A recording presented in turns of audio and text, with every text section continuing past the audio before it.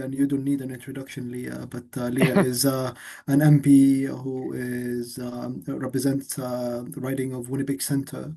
Of course, Leah is always somebody who says, "Come into my office. If you want to talk, I'm always here." And this is what we know about Leah. And Leah, of course, is a tireless advocate for equity, social justice, and human rights.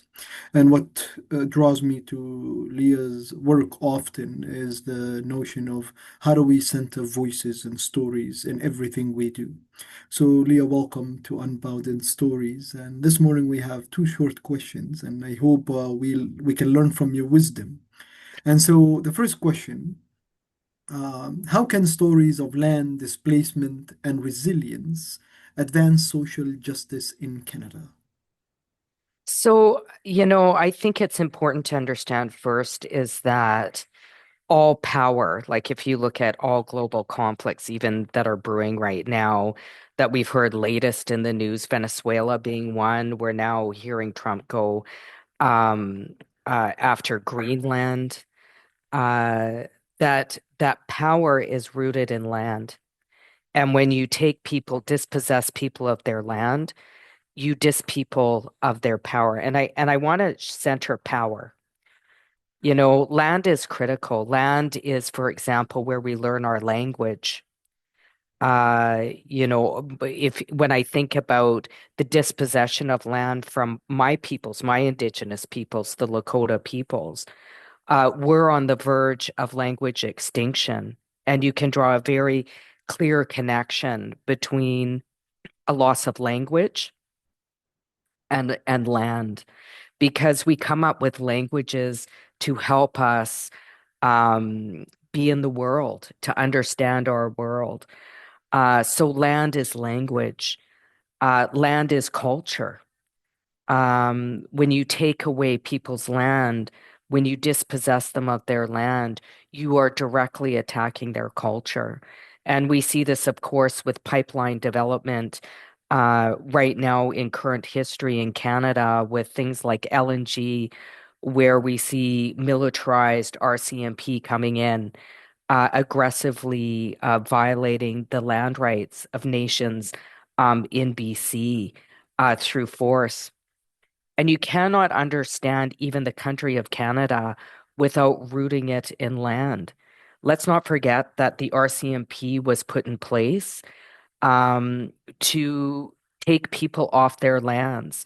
Residential schools were put in place to dislocate Indigenous peoples from lands and families. If you look at rates of poverty, uh, even in the city of Winnipeg, 75% of the unhoused folks are Indigenous, many coming from Treaty One territory. And I've often said you cannot even separate the current rates of poverty and houselessness with the violent dispossession of land from Indigenous people. 75%, in fact, of unhoused or precariously housed individuals are Indigenous, many of them coming from Treaty One territory. And I've questioned this reality. I said first we dispossess the people of Treaty One of their lands, remembering that we're all visitors, including myself, who comes from Treaty Four. And then we leave them homeless on their very own lands. And then we not only leave them homeless on their very own lands in urban centers, but we push them down. We see that with the revitalization, for example, of Winnipeg's downtown, pushing people out of downtown further down. So we continue with that colonial practice of dispossessing people of their lands, space, and place. So I don't think it's something that is a new concept, and it's certainly upon which the riches of this country have been established. The violent dispossession of land from Indigenous people, violence that continues particularly in the resource extraction industry, where we see the development of man camps, where we witness high rates of violence that are perpetrated against Indigenous women and girls with transient workers coming into lands, uh, wreaking social havoc, sometimes, especially because companies are not held accountable, social havoc and violence, particularly targeting Indigenous women and girls. It's the same sort of violence we see against our Mother Earth. So, as we witness a global shift with an aggressive pursuit of resource extraction, we just saw Trump the other day going after Venezuela for oil.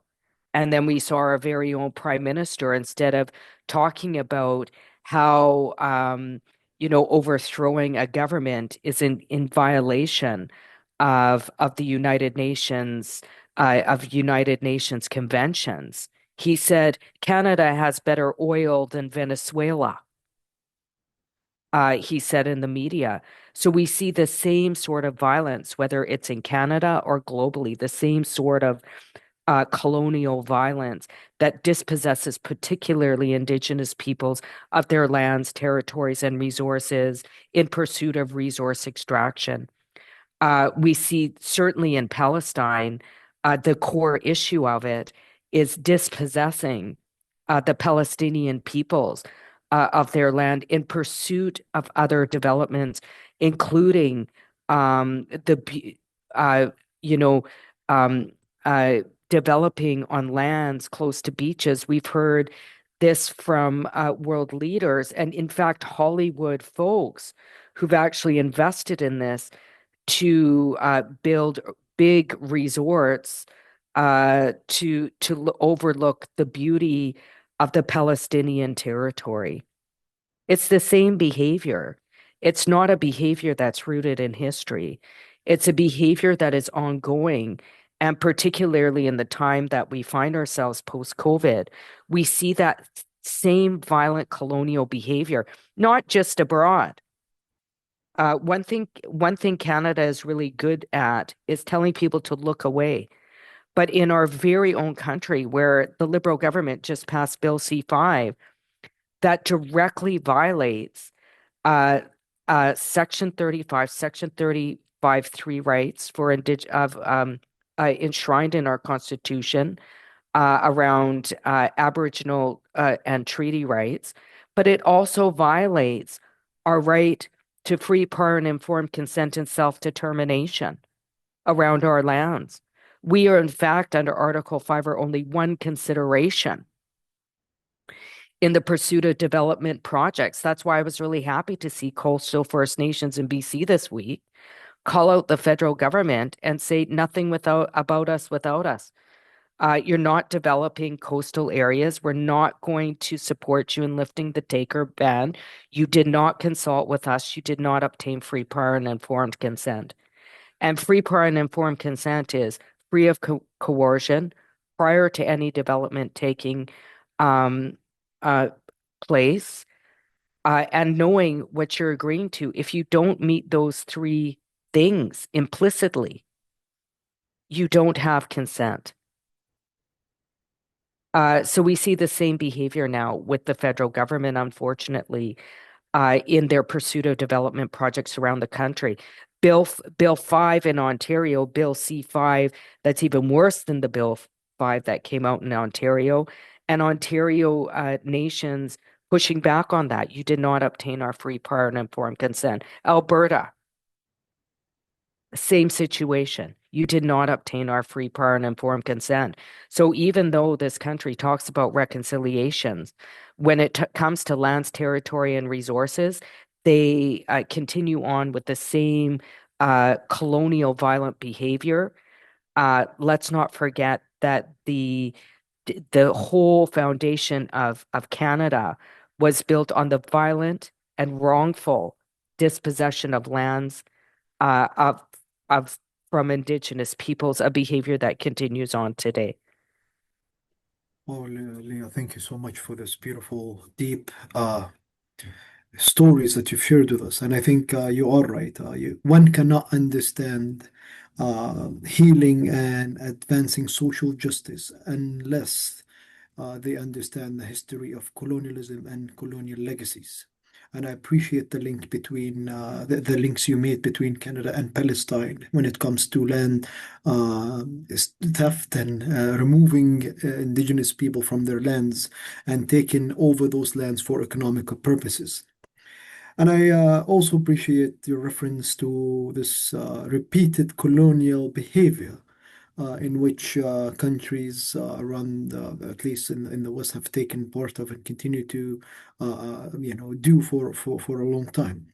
So, Leah, while this is the bedding for this conversation, our second question is more on the individual level. In this work, Leah, we talk to people and we bring people and we have conversations with people, and often we hear things like, "What could I do as an individual?" Yes, what could I do on a personal level in or to promote social justice and so on. So the question is centered around how can sharing stories or personal stories and community stories help shift public perception and influence policy? Look, I come from the Muslim community, and you know that, and there are lots of perceptions about who we are as people. And often those perceptions are wrong and misleading. And I started this work many years ago to answer and to address some of those barriers and stereotypes by simply saying, if you don't know who we are, come and eat with us. If you don't know who we are, let us bring you into our communities, mosques, homes, and feed you.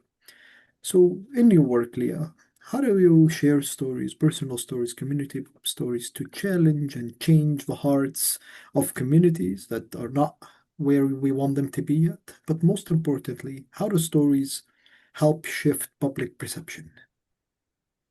So I think it's stories are one thing.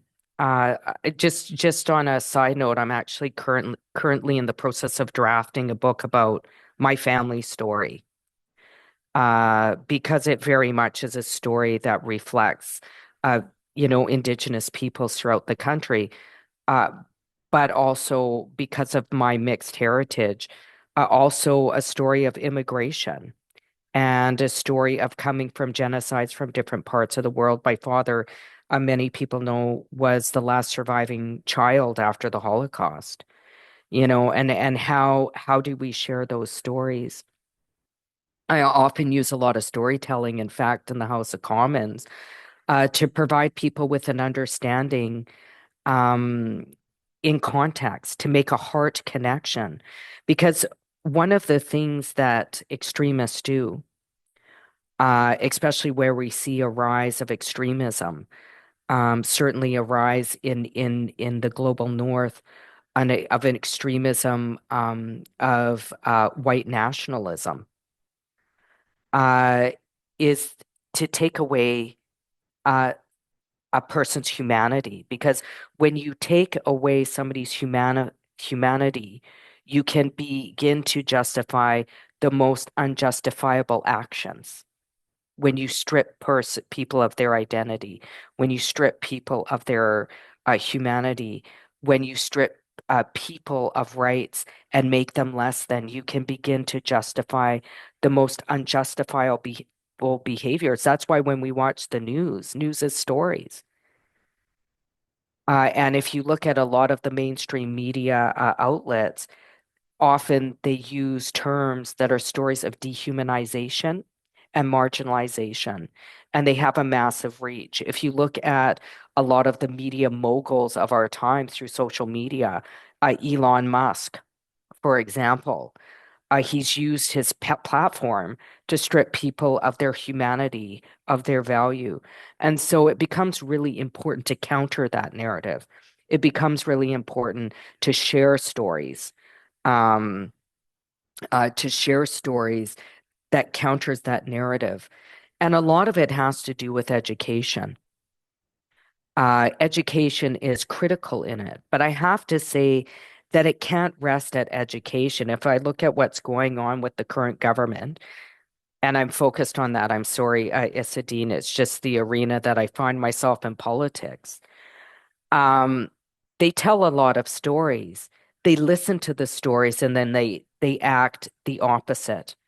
Like we talk very much. We had through the TRC residential school warriors gift us with their stories to put us on a path of reconciliation. We are now over 10 years out from the final release of the TRC final report, the Truth and the from the Truth and Reconciliation Commission. And although they know the story, they're acting the same. They're dispossessing people of land. They're doing it without free, prior, and informed consent. The same thing that they did when they robbed our nations of our children, leaving our communities in silence. So, stories are about understanding history, but we also need to use those stories so that people can identify as we see the rise of fascism globally to learn from fascism, but to remind people that the very same behaviors that we're witnessing globally right now, we've seen time and time again in history. So we can also use stories to teach, but we also need to use stories as a reminder, as points of reference, as comparisons, so that we can understand not just where we come from, but also where we're going. And I think the time of stories is now. But the time of action is now.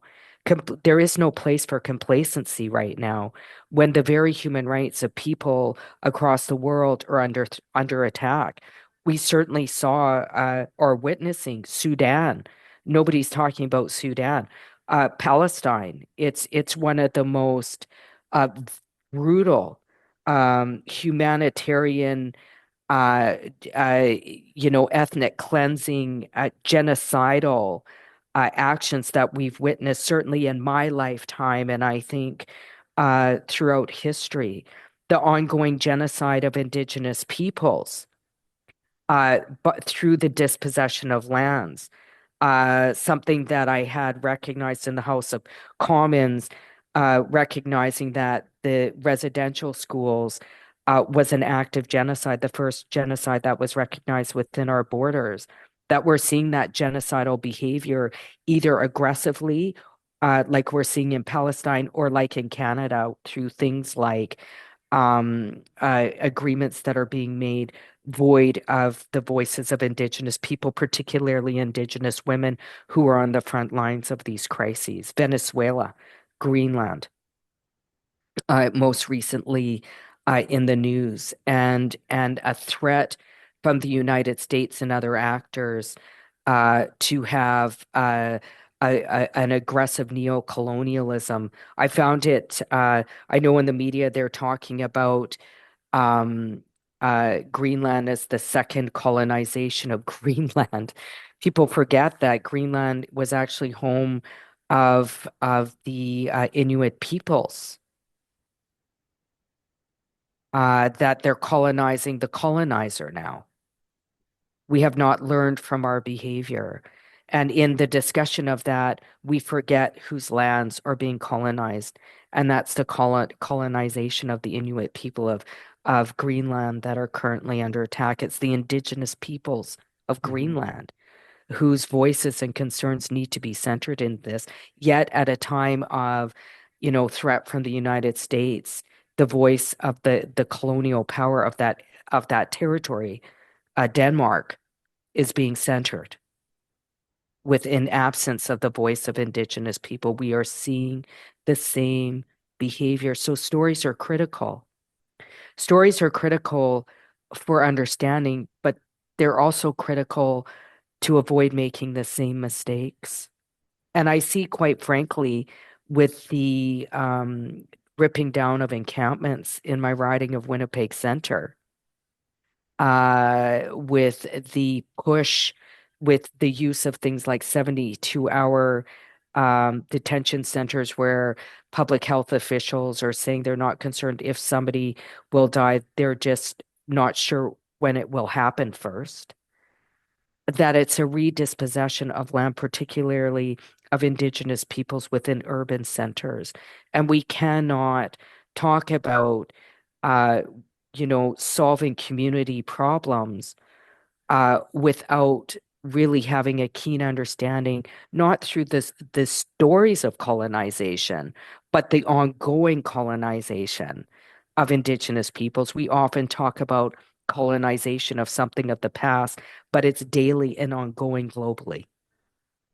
Thank you, Leah. That's a wonderful reminder to center the stories of those who have been harmed historically and continue to be harmed in many countries, including our own here in Canada.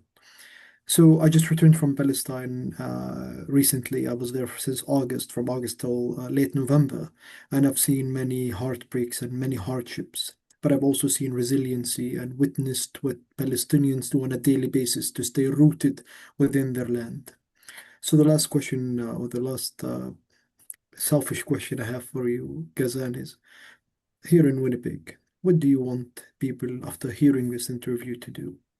What could they do on a personal level in promoting healing stories of Palestine, of Venezuela, of Greenland, of course, of our, standing with Indigenous people here in Canada? What could somebody who's new, quote unquote, into this world, who has, who's for a long time maybe didn't pay attention to the news, wasn't part of these conversations, what could we invite them to do today? Well, I have to say, I mean, I'm a new Democrat. We're having a leadership race. I've endorsed Avi Lewis. Part of the reason is because he is the only person that has centered human rights in his platform of diverse groups. Something that brings us back to the history of the NDP and the CCF in Canada. So I would say by membership, I'm saying this selfishly, we are the only party and Avi is the only candidate that centered issues like Bill C-12 federally that violate the rights of refugee claimants and asylum seekers. He is the only person that has leadership candidate that has centered the voices of migrant workers, and he really is the only candidate in this race that has centered the critical importance of environmental stewardship, but also as it intersects with Indigenous peoples in the country. I would also say just act. If you're not into politics and I can't convince you to buy a membership, what I would say is act. And we act in different ways. Action is learning. That's an action. Action is writing poetry. Action is going to a rally.